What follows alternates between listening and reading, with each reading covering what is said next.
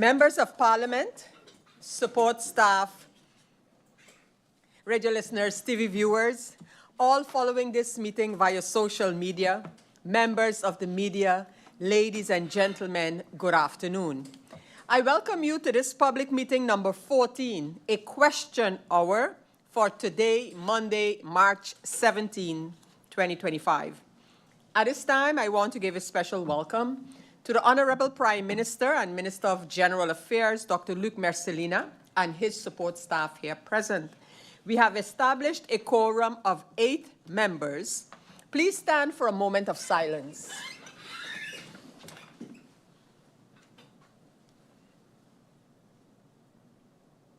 Thank you. I have received notice of absence from the members La Cruz, Otley, and Duran. Are there any notifications from the floor at this time? I don't see that being indicated, so we can continue with the agenda point for this meeting. And that is the question hour, a question hour. And it regards questions from MP Darrell York directed to the Prime Minister regarding long-term solutions for NV GEBE and relief measures for residents and businesses. This request for the question hour from MP York is registered under IS 680 and it is dated March 10th. So going over to the agenda point, the intention of what we call a vragenuurtje, question hour in English, is to create the possibility to interact with ministers on a particular topic. After the passing of Hurricane Irma, Article 69 of the Rules of Order was proposed in order to introduce the so-called question hour. During the question hour, only questions and answers will be given on the topic at hand. Allow me, since this is the first question hour for this parliamentary term, to elucidate the procedure of the question hour. Questions to be answered during a question hour by the minister can be submitted from Monday to Wednesday during the so-called reading week, or sometimes we call it preparation week. The deadline to submit these questions to be passed on to the respective minister is Wednesday, 5 p.m. The Member of Parliament submit questions to Parliament in accordance with Article 69 and further of the Rules of Order. The Member of Parliament needs to specifically request that the questions submitted be answered verbally in accordance with Article 69C of the Rules of Order. And the President of Parliament decides on the sequence of the subjects, if we have more than one, during the question hour. Again, these matters are regulated in Article 69 and further of the Rules of Order. Saying that in theory it would be possible for all 15 members to submit questions for the question hour, a selection needs to be made of which questions and/or topics of which member will be allowed for a particular question hour. In essence, therefore, a question hour can consist of 2 topics or 2 requests. The maximum on speaking times is regulated in Article 69D of the Rules of Order. And the proposal was to allow questions from 2 different members to be answered each time, this in order to avoid exceeding the 1 hour time.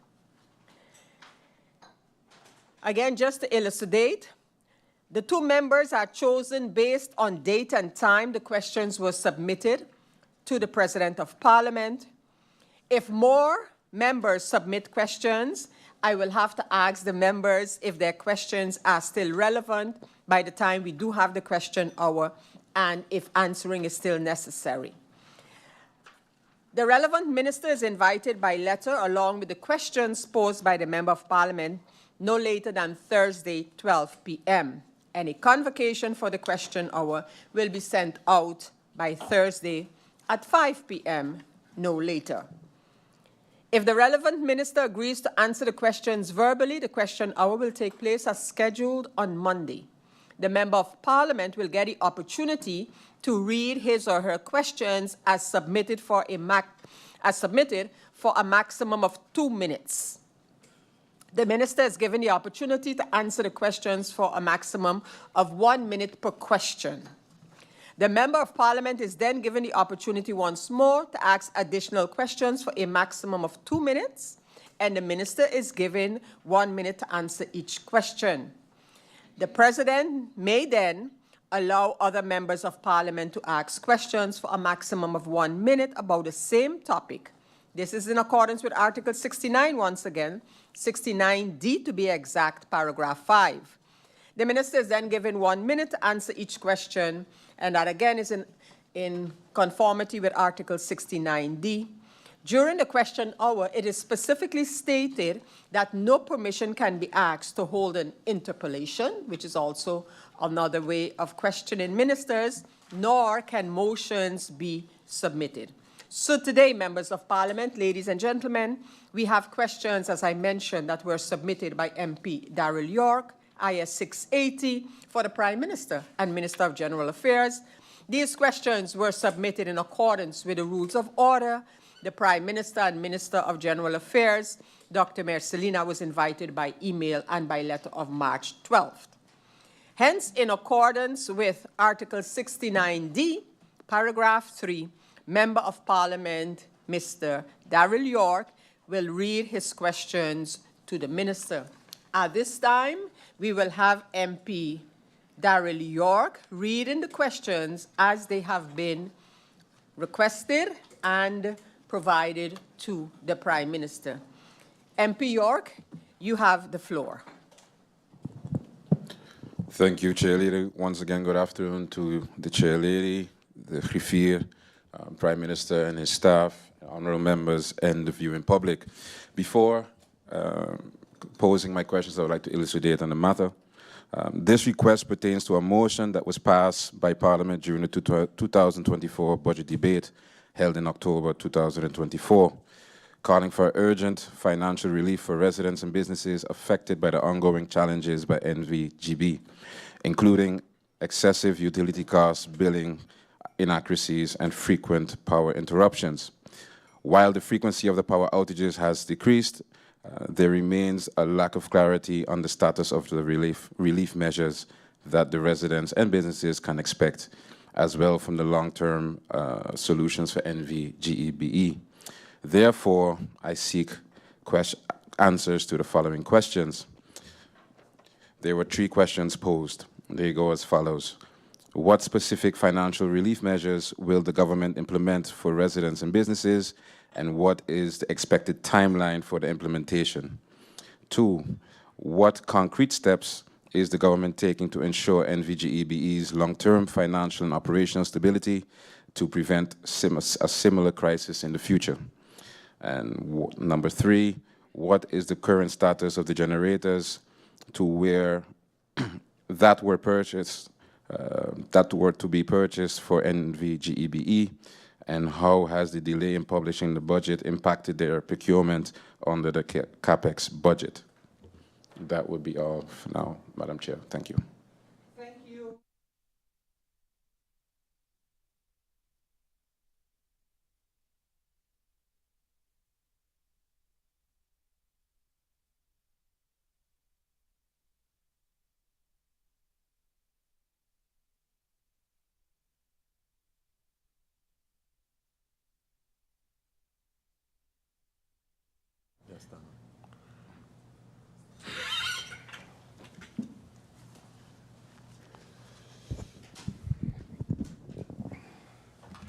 President of Parliament, Griffier, members of Parliament, my support staff, and the people of St. Martin, good afternoon.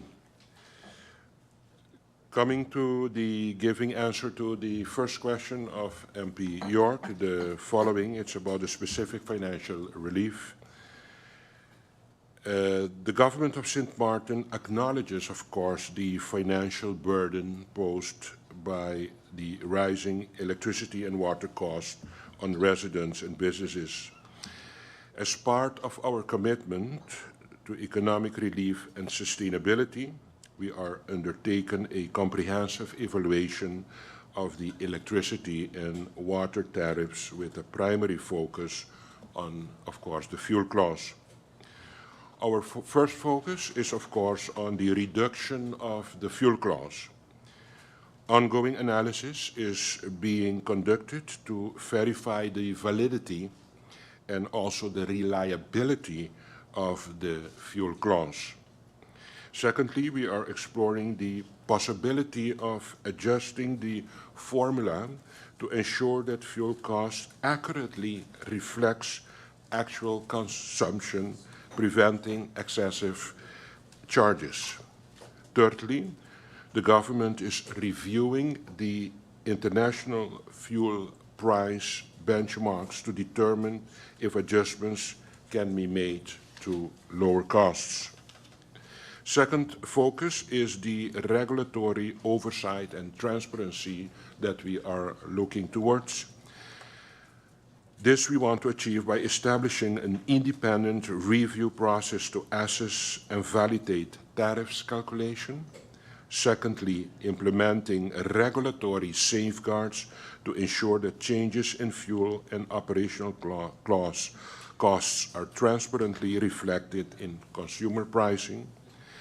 And our third focus is base rate assessment. A high-level evaluation of base electricity and water rates is being conducted to determine whether existing rates are fair and sufficient to cover costs without overburdening the consumers.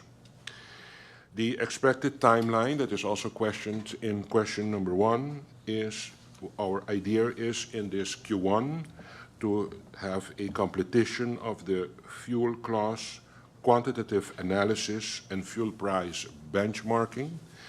And in Q2, in 2025, in the coming 3 months, we will have a recommendations report to be finalized of tariff calculations and regulatory safeguards. For example, proper tariff calculation, proper charges in place, and regulations to verify and or determine the tariff charges. Additionally, government is also looking into granting exemption on, for example, the TOT for the purchasing of fuel and the renegotiation of the contract with 7 Seas, for example, to a more favorable rate for our consumers. These are answers to question number 1. With your permission, President, I can go over to answering question number 2. Yes, please, Prime Minister, go right ahead. Thank you. Question number 2 was the concrete steps that government is taking to ensure NV GEBE long-term financial and operational stability to prevent a similar crisis in the future. Financial and operational stability is the responsibility of NV GEBE. As shareholder, we want to create the conditions for the success. Our priority in this regard is as follows. We want a stable management, and that what is we are looking for with appointment of the C-level positions of this company, as we call it, the C-suite. We are putting additional equity in the company through the purchasing of the new generators. We are ensuring that there is an appointed, complete supervisory board. As you know, we have now 4 board members.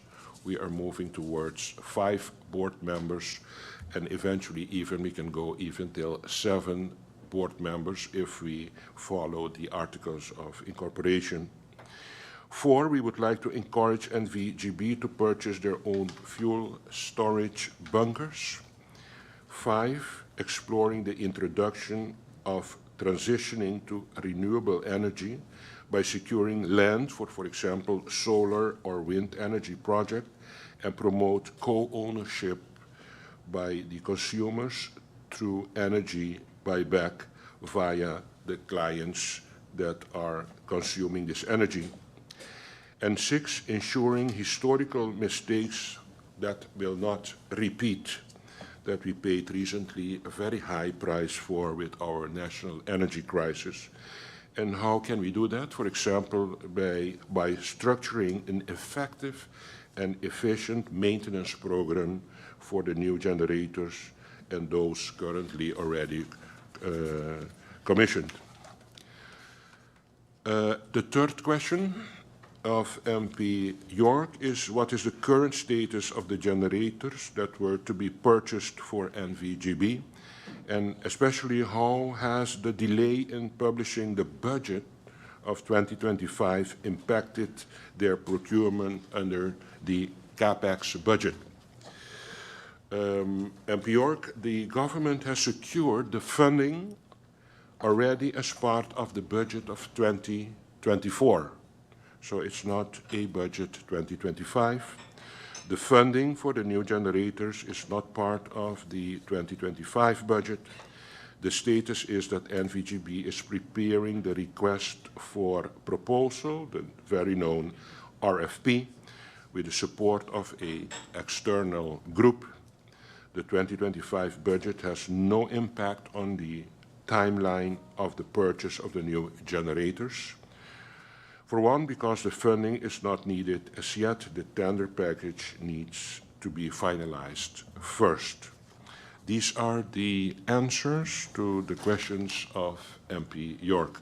Thank you, President.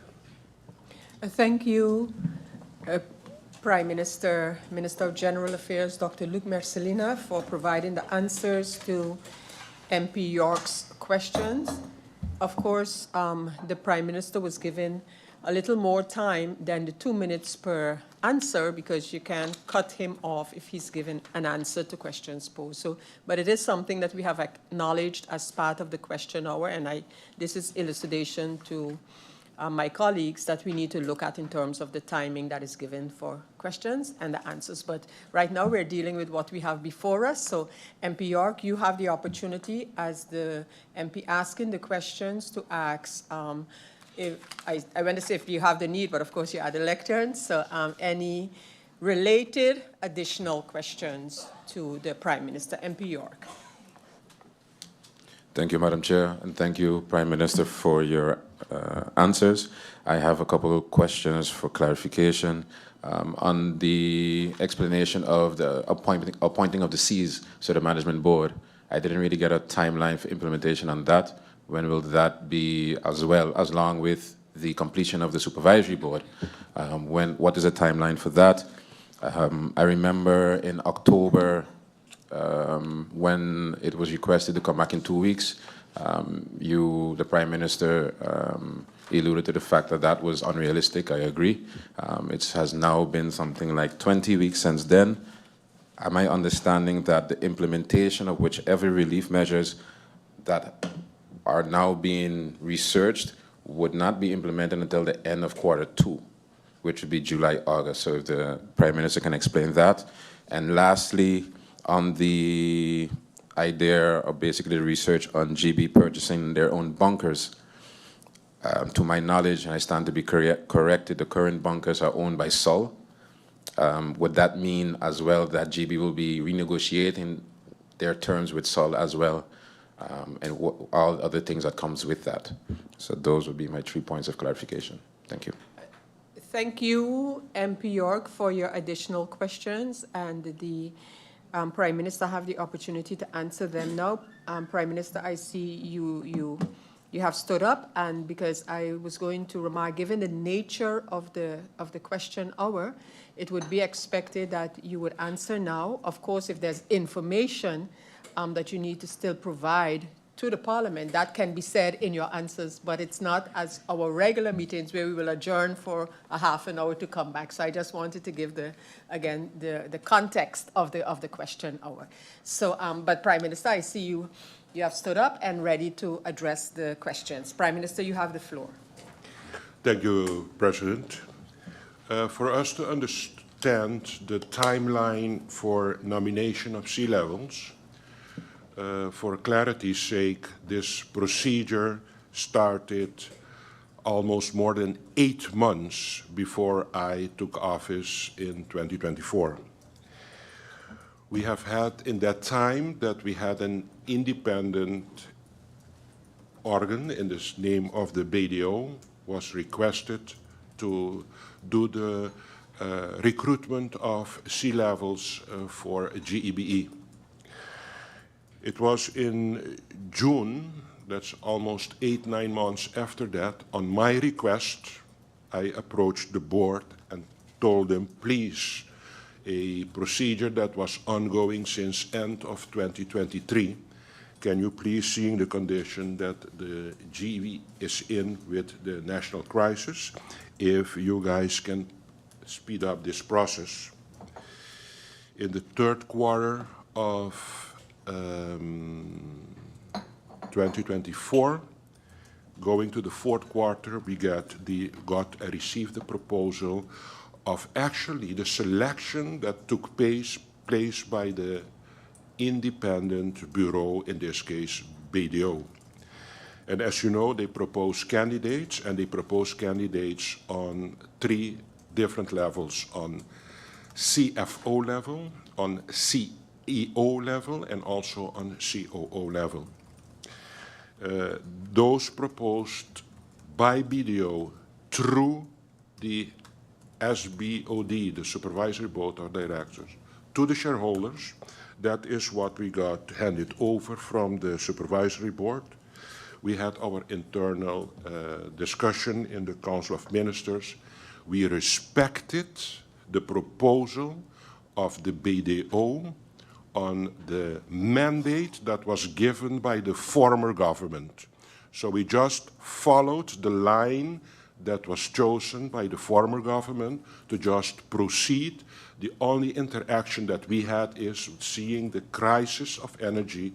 We actually requested the Supervisory Board to accelerate the process, and then we received the selected names by the BDO that was requested by the former government, and actually we discussed them, respected the proposal, and secondly, we informed back the Supervisory Board as shareholder that we acknowledge and that we accept and respect the proposed candidates that has been selected by an independent bureau. And secondly, what we did is we proposed the candidate to the Corporate Governance Council for them to be informed, for them to go through the candidates. They are going to come back to us with their procedure that they go through by going through the proposed candidates by this independent bureau. And after that, we are going to initiate the screening, that is an A-level screening for the candidates that has already been selected on the C-level, being CFO, COO, and CEO for GEBE. Concerning the timeline that you're asking for, at this particular moment, it's not in our hands anymore. It's in hands of the Corporate Council. And they're going to come back, and immediately once we receive it, we're going to, with their approval, we're going to proceed with requesting the A-level screening that will have to take place by the Secret Service. Coming to question 2, it had to do if there is a good understanding that we will have at the end of quarter 2 the proposal by the for the mitigation of the price of energy. That is correctly how I explained it. And the reason for that is that there has been a formula that has been used in which there are a lot of stakeholders that contribute at the end to a fuel clause. And we encountered a very, let's call it like a fish line that was completely tangled up, and we had first to take time to actually try to get all the knots out of this fish line. And once we understood all the partners a priori, a difficult line to understand because of all the knots, we understood that there were several stakeholders in this fuel clause, being the Sol at the first place, 7 Seas on the second place, GB at the third place, the port at the fourth place, And of the fifth place, government, consisting actually out of three ministries. The Ministry of Finance, to analyze the contribution, what can tax be done in, for example, initiative to give exemption to tax, that you need approval and the analysis of the Minister of Finance in it. We have to do something with regulation, with rules, maybe with laws, that is for general affairs. And we also have the contribution of TIAT, the Ministry of TIAT, for the supervision. So actually it's 5 partners in this contribution to the fuel clause, in which the fifth one consists of 3 ministries, being General Affairs, TIAT, and also Minister of Finance. For example, an example for the Minister of Finance, why should the Minister of Finance be included in this analysis before you can come with a serious action plan proposal to mitigate the price? Is, for example, when you import fuel, you have to pay the accijns, what they call in Dutch. In English, they call it the excise duty. That is one. But once the fuel is onshore, you're going to start paying the TOT. And I have very often heard a TOT passing from one group to the other until at the end of the day there can be a cumulative effect of this TOT, and then at the end of the day the consumer has to pay that. In this case, for example, Sol buys the fuel and then it sells it back to the GEBE. A contribution that is possible depending on the proposals of the research that is being done now is, for example, to evaluate if government can give an exemption once we pay the excess duty, if then it's not possible for us to give an exemption at the moment for the TOT that is being sold to GEBE from the Sol. That is, for example, why we need the Minister of Finance in this process. It's a very, very complicated process. The third one is the bunkers of Sol. At this particular moment, as we know, Sol buys the fuel, it sells it back to GEBE, and on the other side, it stores it. What we have bought is being stored again by them, and then, of course, they charge us again as a government for the fuel to be stored in their tanks. So the future should be, how can we mitigate that pricing by seeing if we, as a government-owned company, can, for example, make sure that we have our own bunkers. In that way, for example, we can avoid that extra cost of storage of fuel. Prime Minister? These are the answers. Thank you so much. And I wanted to comment that we very much appreciate the extent of your answers, indeed, you know, given the context surrounding the answers. But I was going to remark that we have a 2 o'clock meeting, so I'm trying, and I realize it's difficult to get the relevant answers in the whether it be 2 or 1 minute, but we'll try. But I do want to thank you for that extensive answer that you gave on the matter of the fuel clause. And I still will give the opportunity, but I ask the members to please work with me in terms of the time, because I can and I will give other members of Parliament the opportunity to briefly ask a related question to the Prime Minister based on the questions provided by MP York and the answers given by the Prime Minister. I see that MP Iran has requested the floor to do so, and I give MP Iran the floor right now. MP Iran, you have the floor. Good afternoon, all. Good afternoon, Prime Minister. I appreciate your willingness to also answer your questions on the spot.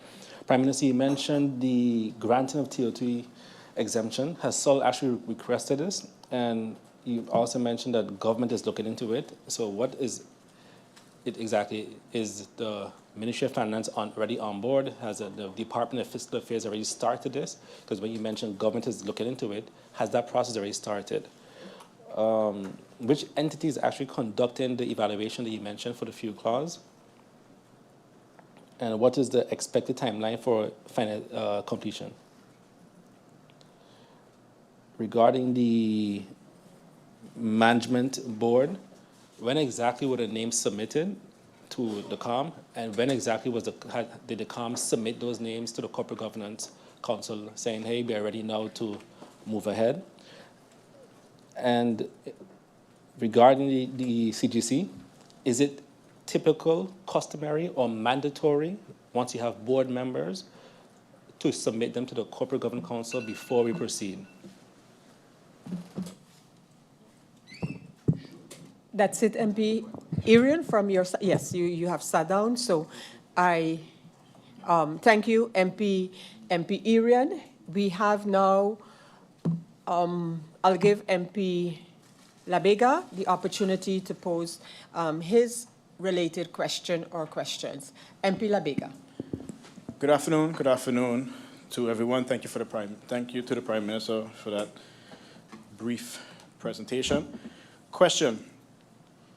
Given you said that it's going to take into quarter two or towards the end of quarter two for the analysis of the fuel clause to come back in terms of what can be done and how to reformulate it, does that mean that GEBE as a company will wait until that process is complete to see what relief can be done? Or are they working on something in the meantime pending that? For example, I know back in 2008, the then Managing Director, Mr. Brooks, gave, I believe it was a 4.5 cents guilders relief to the fuel clause. So can something like that be implemented right away? It doesn't have to be the 4 cents per se, but something to give that immediate relief instead of waiting until the end of quarter two and then analyzing it and going through the process again. Thank you. Thank you, MP Labega. I immediately ask the Prime Minister to respond to these questions. Prime Minister. I try to recall all the questions. The first question from the Minister, from the Member of Parliament, Mr. Irion, concerning if the Finance Minister already started. In my explanation, I said these are options to evaluate. It's not that the Minister of Finance is starting, because we are waiting on the report that is your second question, that is being done by BTP. So at this particular moment, these are already fast forward ideas that we have, that in case we get the suggestions from BTP with their report of analysis of the fuel clause, we are going to, of course, do whatever we can to reduce this fuel clause price and actually this energy price that the consumers are using. It is not that already the Minister of Finance started. We are waiting on the definite report with the recommendations for us to start, but we are very flexible, realizing the challenges that the people are going through at this particular moment with this high energy price. The entity that is doing it for the government of Sint Maarten is the Bureau Telecommunicatie en Post, BTP, and they are doing it in collaboration with BTP Curaçao, that has actually changed its name and is the regulator in Curaçao, for example, for this topic. And the name in Curaçao of the BTP nowadays is RAC, that is the Regulatory Authority Curaçao. And seeing the good relationship that BTP Curaçao has with BTP, seeing the good relationship that BTP Sint Maarten has with BTP Curaçao, they found it okay for them to do it together with Curaçao, as Curaçao has this already in their package of activities. But it's not named anymore BTP in Curaçao, it's called RAC, Regulatory Authority Curaçao. If I recall, there was another, okay. The way it goes with the supervisory board, you ask me, or the C-level, the way it goes for the C-level is that it goes first to the Corporate Governance Council, the advice comes back, and after the advice and approval of and comments of the Corporate Governance Council, then we initiate the process for the screening of the candidates. We will not pass the advice to respect the Corporate Governance Council, and I think that's the way it has to go. We wait first for their feedback, and after that we initiate the process to the next phase of the request for the A-level screening of the CFO, COO, and COO. If I'm not mistaken, you had one more question, if I can recall, is about when did we receive the proposals from the Supervisory Board and when did we submit? If I'm not mistaken, we have submitted the candidates for the Corporate Governance Council for their insight and analysis and approval. If I'm not mistaken, that was done about a month ago. If I'm not mistaken, I don't have the specific date, but in that time range, we proposed the Corporate Governance Council with the approved names that has been proposed by the BDO. Coming to a statement made or questioned by MP Labega, if there are reliefs already or are we waiting? Seeing the rules of corporate governance, we can give as shareholder advices, but we can regulate, for example, also prices. But to do that, we have to wait on a good analyzed report before we can do it.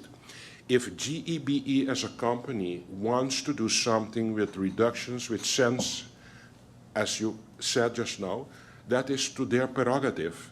But the moment that I come in as a shareholder, I have to respect the rules of corporate governance and realize my responsibility in this relationship.